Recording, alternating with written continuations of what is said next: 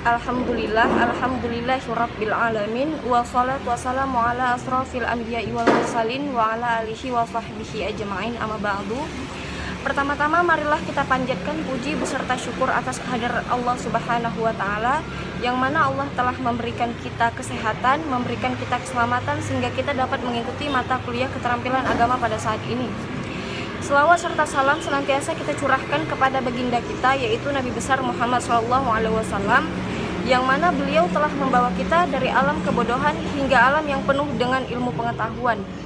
Yang kami hormati Bapak selaku dosen mata kuliah keterampilan agama, yang kami hormati teman-teman sekalian. Pada kesempatan kali ini izinkan kami kelompok 5 untuk menjelaskan sedikit tentang materi kami, yaitu sholat Jumat dan sholat berjamaah, yang terdiri dari 3 orang, yaitu saya sendiri sebagai moderator dan pemakalah pertama, dan saya Haura sebagai pembicara yang kedua. Saya Widya Aristia sebagai pembicara ketiga.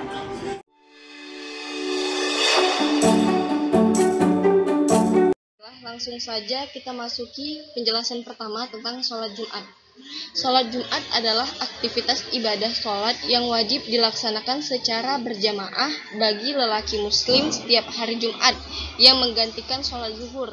Sholat Jumat hanya dipraktikkan oleh penganut Sunni dan tidak dipraktikkan oleh penganut Syiah. Namun klaim ini dibantah banyak penganut Syiah. Bahkan di Iran sendiri yang mayoritas penduduknya penganut Syiah, sholat Jumat menjadi peranan penting yang menjadikan semacam panggung politik, khususnya untuk mengecam Amerika Serikat dan pemerintahan Zionis Israel. Hukum sholat Jumat. Sholat Jumat merupakan kewajiban setiap orang beriman. Hal ini tercantum dalam Al-Quran dan beberapa hadis sebagai berikut.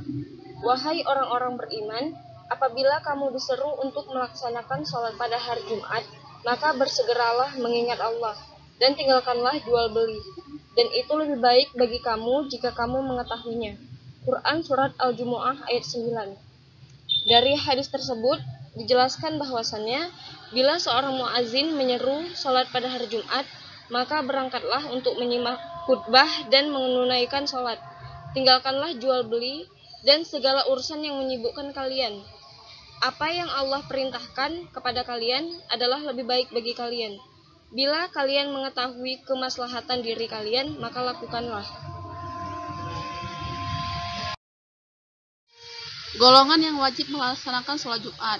Yang pertama yaitu seorang muslim yang balik dan berakal, kedua laki-laki, ketiga orang yang merdeka, keempat orang yang menetap bukan musafir, kelima orang yang tidak ada halangan atau uzur.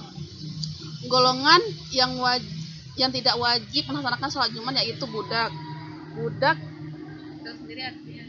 dia sendiri artinya adalah golongan manusia yang dimiliki oleh seorang tuan, yang memiliki seorang tuan.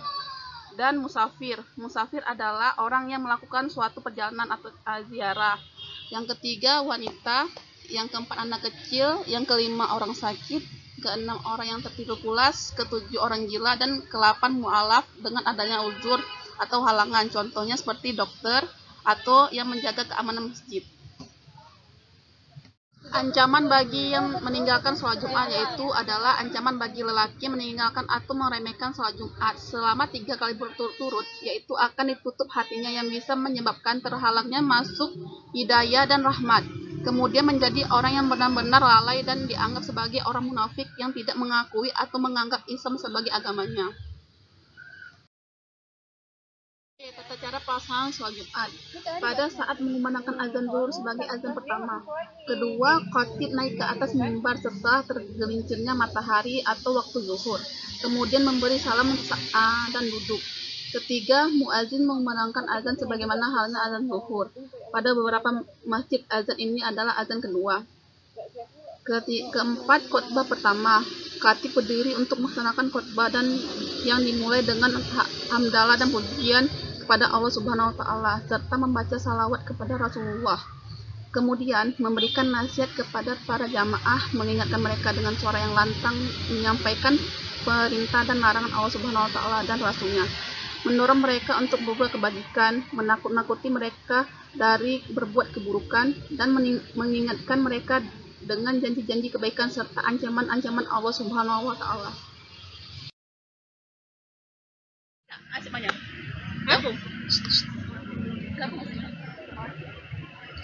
Kemudian khatib duduk sebentar di antara dua khotbah. 6. Khotbah kedua, khatib memulai khotbahnya yang kedua dengan hamdalah dan pujian kepadanya. Kemudian melanjutkan khotbahnya dengan pelaksanaan yang sama dengan khotbah pertama sampai selesai. 7. Khatib kemudian turun dari mimbar. Selanjutnya muazin melaksanakan iqamat untuk melaksanakan sholat, kemudian memimpin sholat berjamaah 2 rakaat dengan mengeraskan bacaan. Sumber hadis terkait dalam sholat Jumat. 1. Mandi. Mencabut bulu-bulu tak perlu. Memakai siwak. Mengusapkan parfum sebisanya pada hari Jumat dianjurkan pada setiap laki-laki yang telah balik. 2. Barang siapa yang mandi pada hari Jumat seperti mandi jinabat, kemudian dia pergi ke masjid pada saat pertama, maka seakan-akan dia berkurban dengan seekor unta. Dan siapa yang berangkat pada saat kedua, maka seakan-akan ia berkurban dengan seekor sapi. Dan siapa yang pergi pada saat ketiga, maka seakan-akan dia berkurban dengan seekor domba yang mempunyai tanduk. Dan siapa yang berangkat pada saat keempat, maka seakan-akan dia berkurban dengan seekor ayam. Dan siapa yang berangkat pada saat kelima, maka seolah-olah dia berkurban dengan sebutir telur. Dan apabila imam telah datang, maka malaikat ikut hadir mendengarkan khutbah.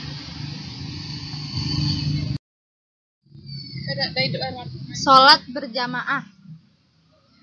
A. Pengertian sholat berjamaah. Sholatul jamaah merujuk pada aktivitas sholat yang dilakukan secara bersama-sama. Sholat ini dilakukan oleh minimal 2 orang dengan salah seorang menjadi imam dan yang lainnya menjadi makmum. B. Landasan hukum. Fardu ain adalah wajib. Dalam sholat berjamaah yang memiliki pendapat fardu ain ini adalah Atta bin Abi Rabah, Al-I, Abu Tsaur, Ibnu Khuzaimah, Ibnu Hibban, Umum Auzanya, ulama Al-Hanafiyah, dan mazhab Hanabilah. Atta berkata bahwa kewajiban yang harus dilakukan dan tidak halal selain itu yaitu ketika seseorang mendengar azan, haruslah dia mendatangi untuk sholat.